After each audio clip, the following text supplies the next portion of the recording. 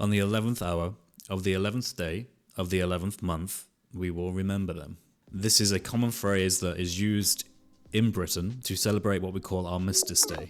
That is the day of laying down arms. It's a particularly important event in British history because it symbolizes the end of the First World War, the beginning of peace talks, the ending of what was probably one of the greatest tragedies in terms of loss of human life in British history. Armistice Day not only just honours those who fought and died protecting the people of the UK, but also those who gave their life defending us in the Second World War. And so, on the 11th hour of the 11th day of the 11th month, the British people have a 2-minute silence to reflect and honour those of whom died for us defending the British people during World War I and World War II. As you can imagine, it's not a easy reconciling with the fact that there is currently a pro-Palestinian march planned on the same day within a very, very close area to what is known as the Cenotaph, which is a monument that symbolizes the armistice, the people who gave their lives defending us during the two world wars. This monument has very cultural and historic significance, especially to the British people. But currently, since there is both a traditional yearly honoring of those who gave their lives for us, along with a pro-Palestinian / pro-Hamas, because at this point I can't differentiate the two, march on the same day occurring at roughly the same place, it becomes kind of hard to understand the pro-Palestinian perspective, since it seems to be intent on dishonoring the most sacred things that are held to this nation. To give you an example as to why I say that this is not just pro-Palestinian, which you could see as just defending those who are currently being attacked by Israel and losing their lives, which is indeed, as all war is, a terrible thing, but rather it seems to be some kind of pro-Hamas march, might have something to do with the fact that the person who was once a part of Hamas leadership, who currently lives in the UK, who currently lives in London, who currently lives in a socially supported house, supposedly, is actually part of the leadership of the protest. Yes, people who used to work for a designated terrorist group, that is, designated by the British government, involved in a protest march that is taking place at the same time as Armistice Day. We read from the Daily Mail, if I can just bring this up. Revealed former Hamas chief, who lives in London Council House, is behind one of the groups planning Armistice Day pro-Palestine protests. His name is Mohammed Kathim Sawalha. I would apologise for getting that wrong, but I'm not too bothered. Is said to have led Hamas in the West Bank. Mohammed led the terror group in the West Bank in the late 1980s and allegedly masterminded its military strategy as recently as 2019. Before moving to the UK, where he lives in a London council house, presumably because it's much better than Palestine. He's 62, he's a founder of the Muslim Association of Britain, one of the groups behind the proposed march this Sunday, the Telegraph reported.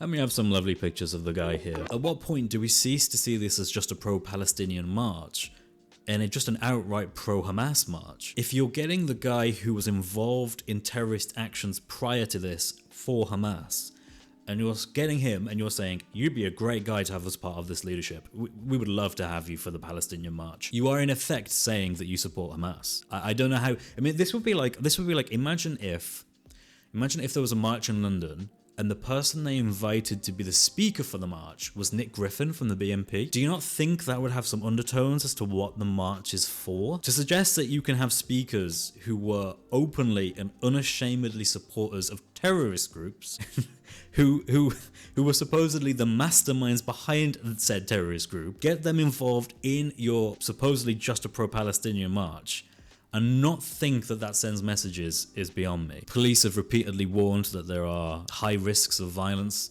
most notably I imagine from pro-Palestinian groups. Now supposedly we have a map here of where this march is meant to go. Supposedly it's going to go around the Cenotaph so that it doesn't go through. I wonder exactly how that's going to plan out and whether these groups are going to avoid the Cenotaph and show an inch of decorum, or whether or not these people will have no respect at all for the dead who've died fighting for our country and will instead go straight up to it to prove a point, because politics supposedly and Hamas are more important than war veterans. And I think it's clear there is no way you can ignore the fact that Muslim views of the British forces in the UK are exceptionally low. It's been long known that recruitment into the army, particularly for Muslim groups, has record lows. Not many people from Muslim groups tend to join the British Army because they associate the British Army with its involvement in Iraq. So as far as I see, once you get someone involved from a prescribed terrorist group, the British, by the way, prescribe as a terrorist group, and you get them involved in protests that are happening on Armistice Day, a British tradition of celebrating fallen war heroes, you are in effect just saying, screw you guys. I don't know how else you can perceive that. It's just downright offensive and hurtful to the loved ones of whom have fallen heroes, and just a blatant, transparent support for a terrorist group. I hope the day goes well. I hope there are no interruptions. I hope that no one is hurt on either side. But I think we need to start calling this kind of thing out.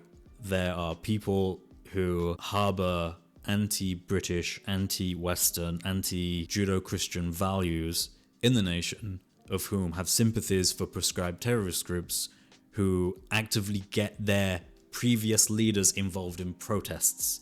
I still can't get around that. That's just so insane. I'll be watching today remotely. I'll be watching Street Mike. You can watch him live. He'll be recording the event. I'll leave a link down below. Everyone who's going there, please be safe and do not engage in any less than becoming activity. Let's put it that way. And remember that the example here for us Christians is our Lord Jesus Christ, someone of whom spoke the truth even when it was difficult, saying that the truth will set us free. He is the way, the truth, and the life. God bless you all. Have a great day.